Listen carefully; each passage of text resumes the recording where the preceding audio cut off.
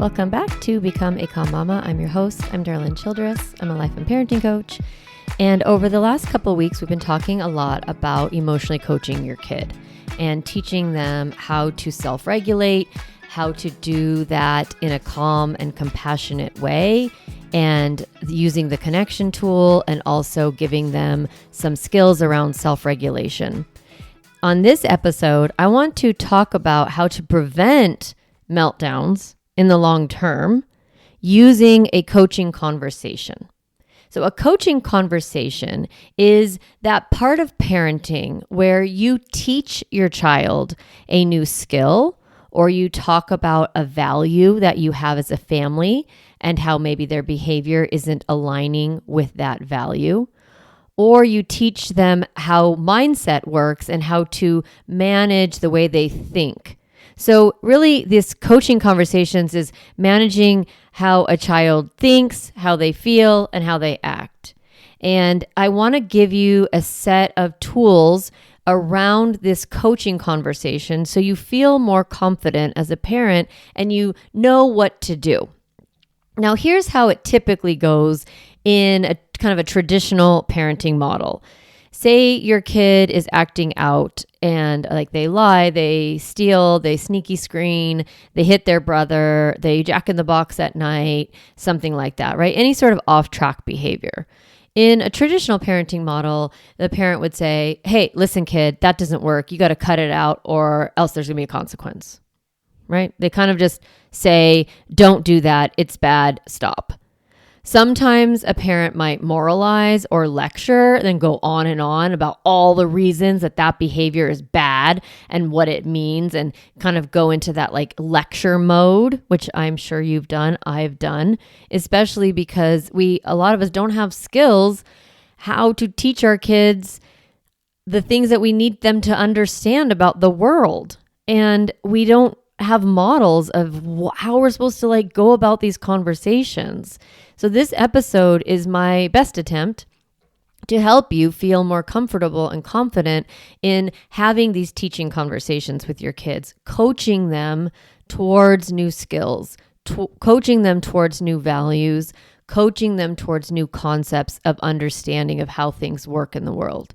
Remember, our kids come and they don't really know much, right? They don't know about time. They don't know about money. They don't know about manners. They don't know about managing their emotion. They don't know about mindset. They don't know a bunch of stuff, right? They come like babies. And then over the course of parenting and raising them, you're teaching them how the world works, how feelings work, how their bodies work, how time works, how money works. And that's like basically what parenting is. And we all want to do it well, and we want to do it in a thoughtful, respectful way. We don't want to just bulldoze and, send commands to our kids and tell them all the ways that they're wrong and tell them that what they have to do instead. I'm sure anyone listening to this podcast wants that conversation to be more collaborative, to have more mutual respect built in, to be a conversation that helps their child learn something about themselves and grow in understanding of how things are. And that's my goal for you today. So in general, a coaching conversation is to replace lectures, if you want to think of it that way. The place where you would normally kind of talk at your kid, this is the conversation where you are talking with your kid. Now, you're the leader, you're the guide, you know what the boundaries are, you know how things work, and you know what the behavioral expectations are. So it's not a collaborative conversation in terms of, let's determine the boundaries in this family. I don't want you to feel like your children are, you're going to outsource leadership to your kids. You know what the boundaries are. Is it okay to hit? Is it okay to sneak sweets? Is it okay to steal money? Is it okay to, jump out of bed over and over and over again? All the things that you want, the rules you want, the things that are important to your family, the skills you want to teach, and the process of teaching those skills, you are in charge of. You are the person who is in charge of your family, and like you and your partner, not the child. And so we don't want to outsource leadership to children, because actually that's really scary to kids. They find that they know deep down that they're not the parent, that they're not the adult, and they really do rely on you to be in charge. It makes them feel safe. So what happens in parenting is we oftentimes end up talking to our kids, at our kids, instead of with our kids. So a coaching conversation is a conversation that you have with your children where you reflect on a behavior, you teach them why that behavior doesn't work and what they need to do instead, and then you practice how to do the new thing. So those are the three parts of any sort of coaching or teaching conversation. You want to talk about where they are now. So you're reflecting on the behavior you see.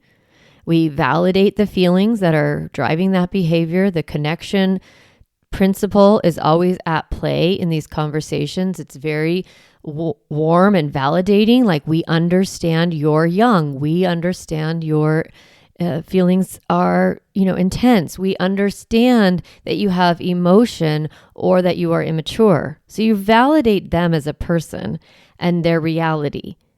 And then you talk about the external part but your behavior or the way that you're showing up, doesn't work because it causes problems for others. The way that you're thinking, the way you're processing your feelings, the way that you're acting, all of those, that we want to explain how that doesn't work. And then we're going to practice by telling them what they're going to do instead. Like how to do the new behavior.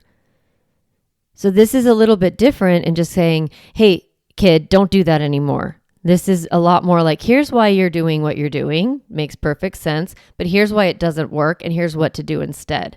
And then you give them a tool or something to practice so that they then grow in that skill. So today I want to talk about how to prevent meltdowns. So what is the skill that is missing if your child has a lot of meltdowns, right? It's the skill of self-regulation. It's the skill of coping with negative emotion. That's where your child is. And what we want them to do is know how to process their emotion in more healthy ways, in ways that work for others, in ways that bring more peace and joy and ease in our family, ways that don't hurt their siblings, right? So coaching is teaching your child the tools and skills that they need. So it's one thing to practice in the short term, like in that connection tool in the middle of a meltdown, to go through the connection tool and narrating what's going on for them and giving them some validation and some regulation.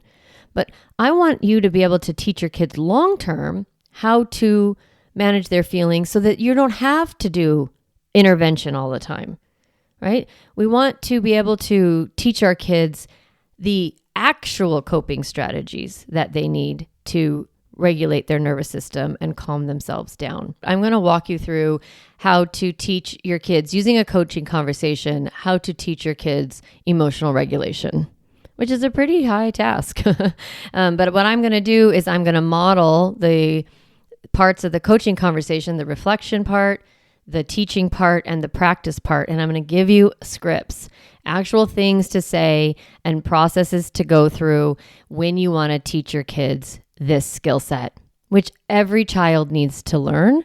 And it's every parent's responsibility to teach their children how to emotionally regulate. And that's what parenting really is. That's a big part of it. You may want to jot down some stuff as you're listening to this episode. I know that when you're listening to podcast, I am too. I'm like walking or I'm driving or I'm, wherever, making dinner.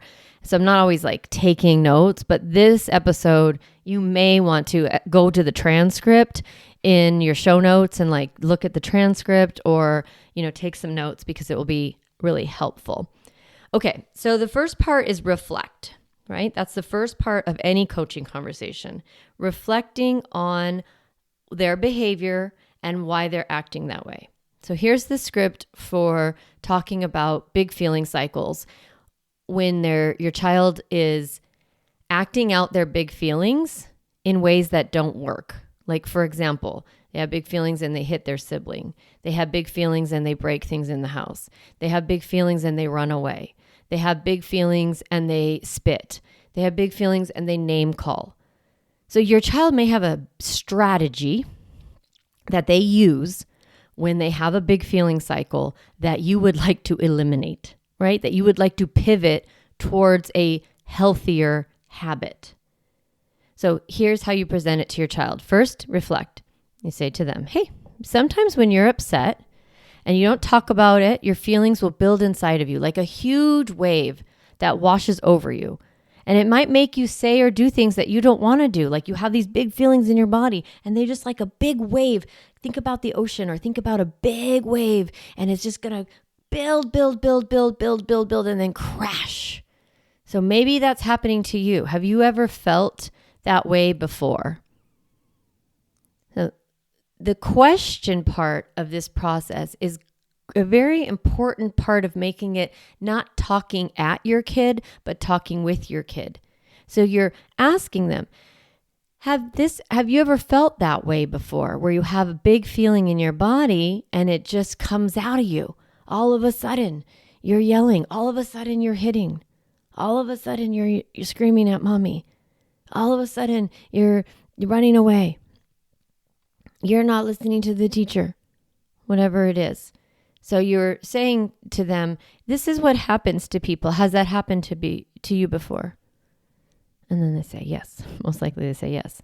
Now, if your child does not like this conversation and is kind of resistant towards it, that can mean one of two things. One is that they don't feel seen or validated enough. So we might need to go back to the connection tool and talk about why they're behaving the way they're behaving, what their feelings are and how feelings come out and that feelings are okay and feelings make sense.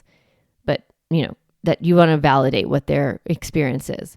The other reason why sometimes kids are resistant is because they're just kind of stuck in a little bit of fear that you're going to be mad at them or they're a little bit embarrassed. They don't want to talk about it. They're uncomfortable. And you can gauge how much to push in those moments. Like you can revisit the conversation possibly at a different time.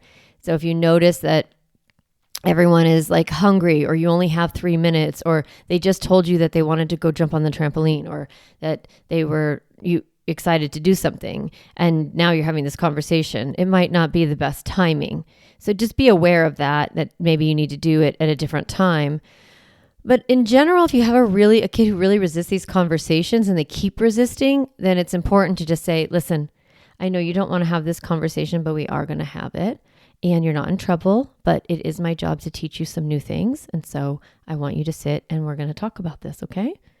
So you do have to sometimes just say, this is happening, okay? So you're doing that reflection. You're explaining, hey, this is for teaching self-regulation. You know what? Sometimes people have big feelings in their bodies.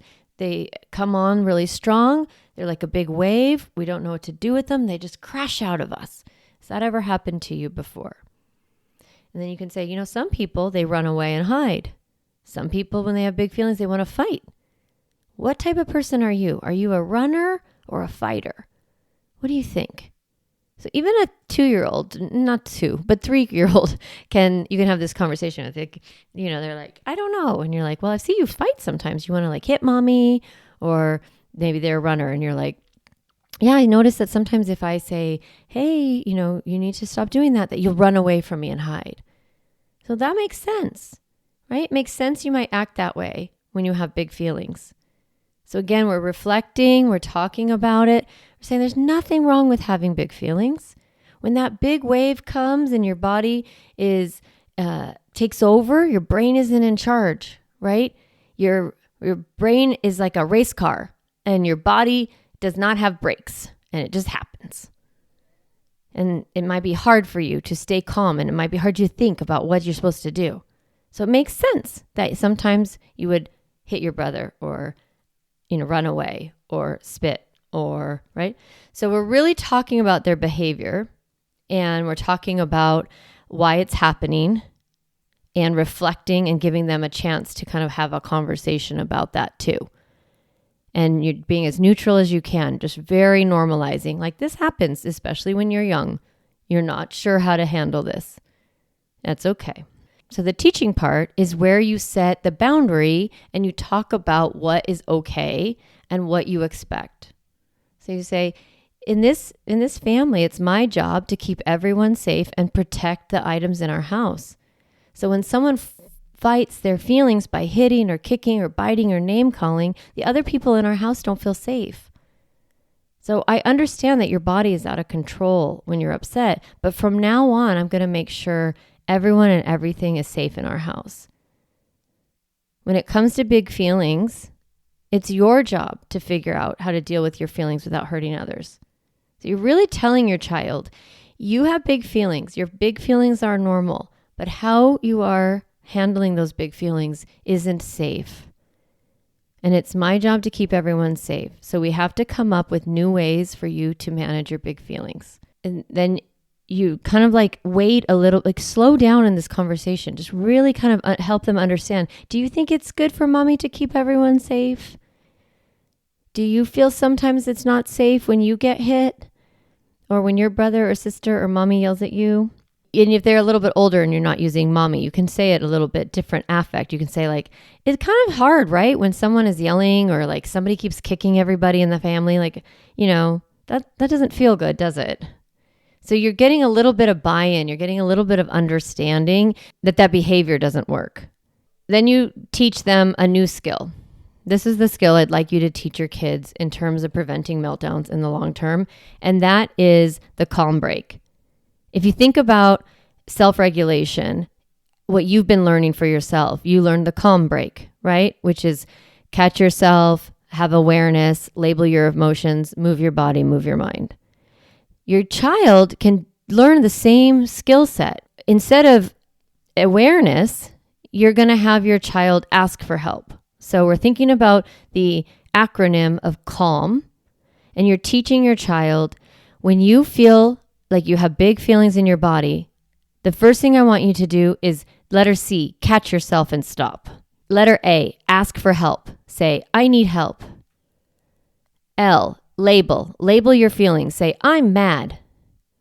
M, move your body. You have to do something to move the big feelings through your body. You can reinforce. Do you understand? Okay, do you want to draw it on a piece of paper? Do you want to draw pictures of it?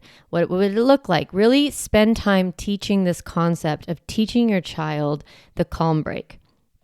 C, catch yourself and stop. A, ask for help. L, label your feelings. M, move your body. If you could teach your child and they can grasp this concept, you would prevent meltdowns long term, for sure. Because your child is building all that self-awareness in that they understand they're dysregulated, right? They catch themselves.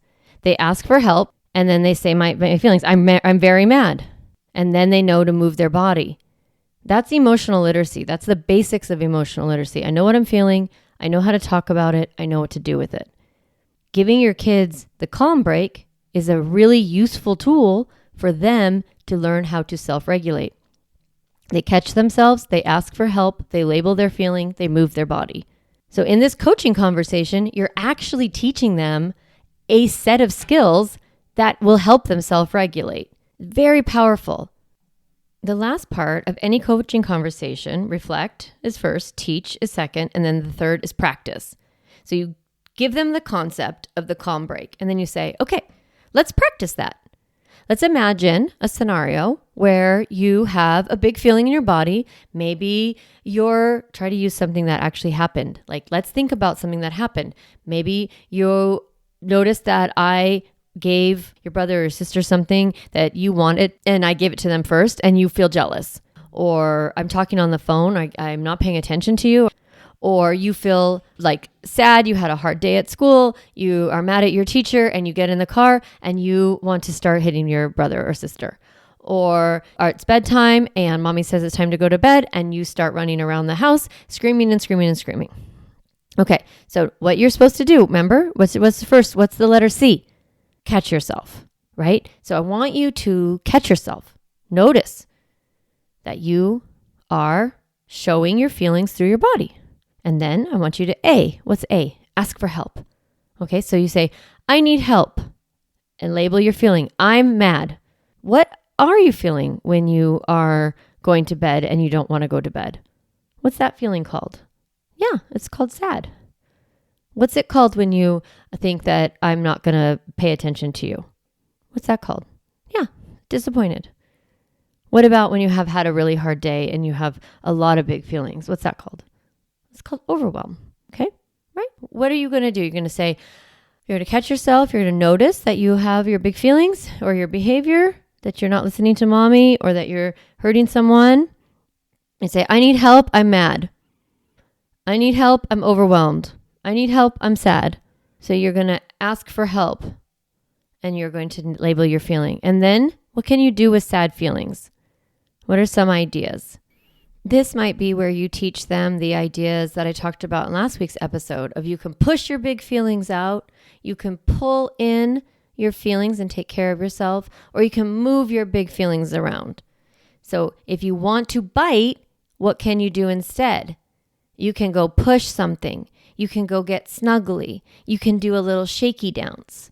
What if you want to scream at mom and dad? What if you want to yell? What if you want to throw things?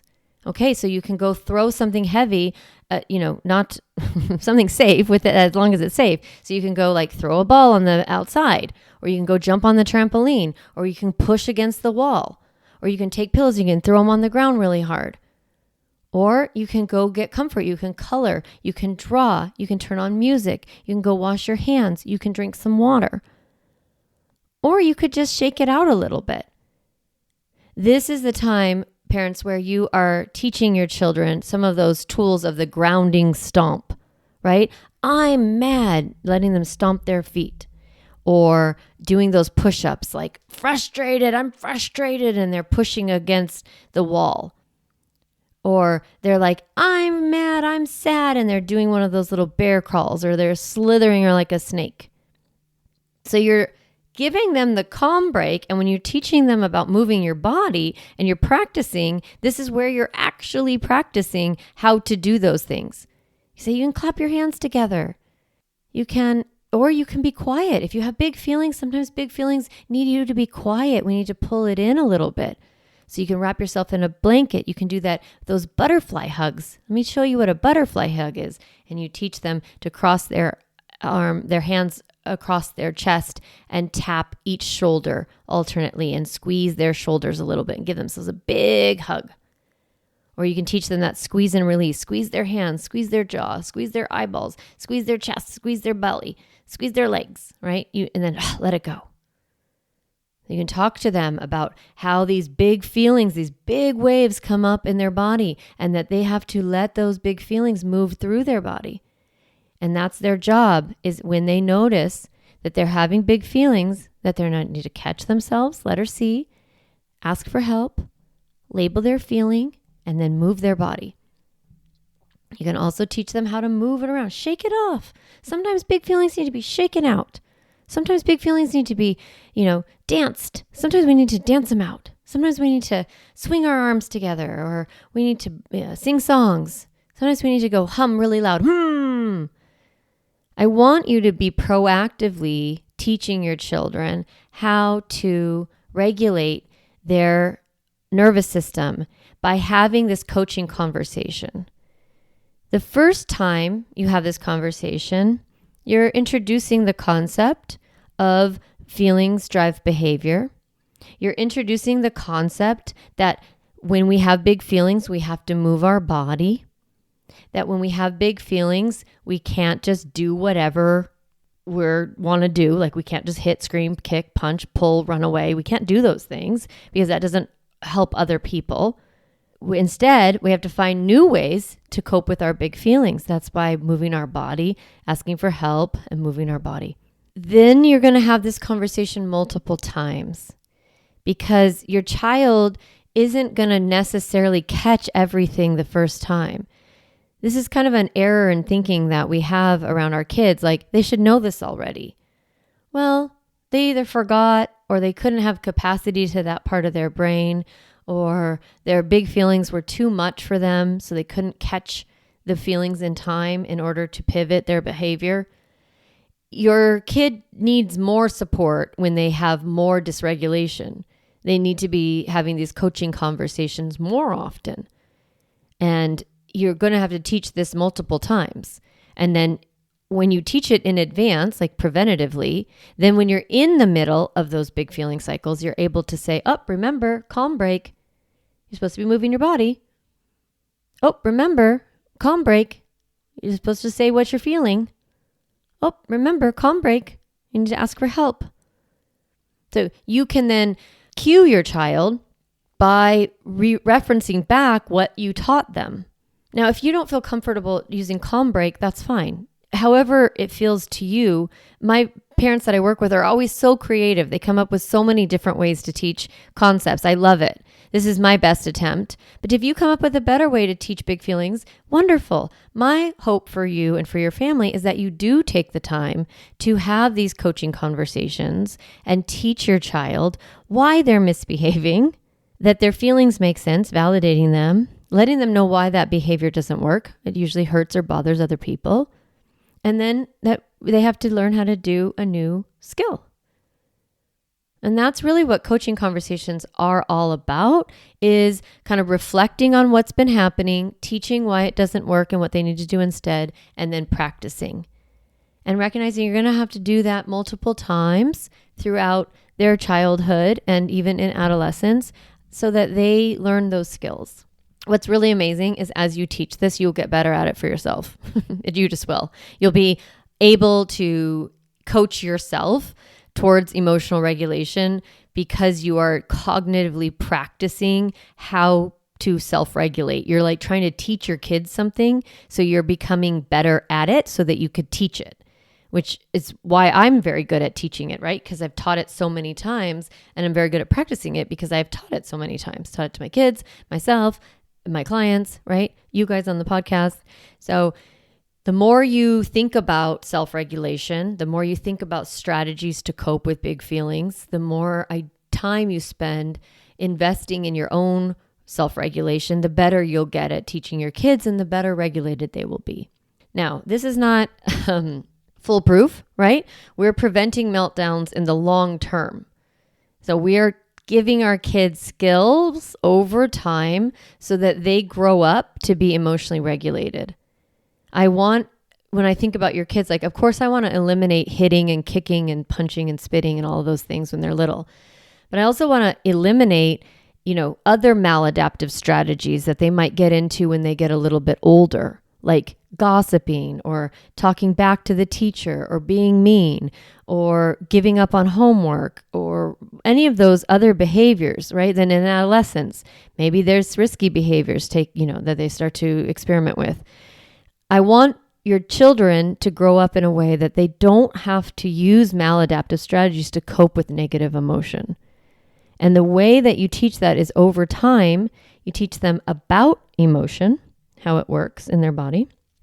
Then you teach them skills to cope with that emotion, to process that emotion in healthier ways. And it takes time. It does, because they're little. They need to learn it over and over and over again. And you're a great teacher. You're their parent. You were put here for them. For whatever reason, you are bonded in some sort of soul contract, if you will. And you're meant to be their parent. And so you are. And you can figure this out. You can figure out how to teach these skills to this particular kid. And hopefully practicing the coaching conversation is a framework for you so that you can teach your child how to manage their emotions long term so that you have fewer meltdowns now and all the way through their childhood and adolescence. Okay, I hope this was helpful. I'm sure it was. Please let me know if you enjoyed this episode. If you have questions, you can reply to the email if you're on my email list, or you can DM me in Instagram. I'm not as good at getting back on Instagram, but reach out and let me know your thoughts, or if you have questions or you find little obstacles, I'd love to talk to you. All right. I will talk to you next week. I hope you have a good one. Hey, Mama, if you enjoyed this podcast episode, I want to encourage you to do two things. The first is go to my website, calmmamacoaching.com, and get a copy of the Stop Yelling cheat sheet. You'll get a step-by-step breakdown of the most important tool I teach, which is the pause break. And you'll also get 40 ideas to reset your body and balance your nervous system so you don't have to yell at your kids. You can get a copy of that, again, at my website, calmmamacoaching.com/stop yelling. The other thing I'd love for you to do is go to Apple Podcasts and rate and review this podcast so that other moms can discover empowering and helpful, practical parenting strategies, just like you did today. Thanks so much for listening to the podcast. It means a lot to be in your ear every week and to support you on your parenting journey.